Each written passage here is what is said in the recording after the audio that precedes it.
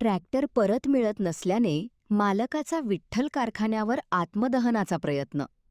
पंढरपूरच्या विठ्ठल कारखान्यावर नामदेव नथू चव्हाण या ट्रॅक्टर मालकाने हातात डिझेलचा कॅन घेऊन कारखाना स्थळावर आत्मदहन करण्याचा प्रयत्न केला. नामदेव चव्हाण यांचा ट्रॅक्टर गेल्या 3 महिन्यांपासून विठ्ठल कारखान्यावर आहे.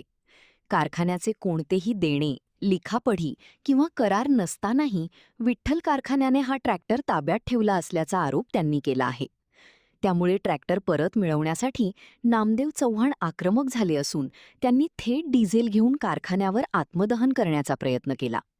नामदेव चव्हाण हे छत्रपती संभाजीनगर जिल्ह्यातील वैजापूर येथील रहिवासी आहेत.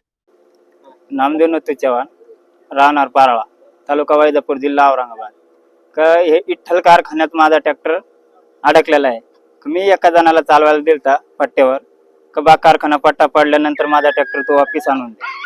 माझी एवढी विनंती. रात्री मी आलो, मला माहित पडले आज झाले 3 महिने झाले तसा ट्रॅक्टर इथं अटकून पडलेला आहे.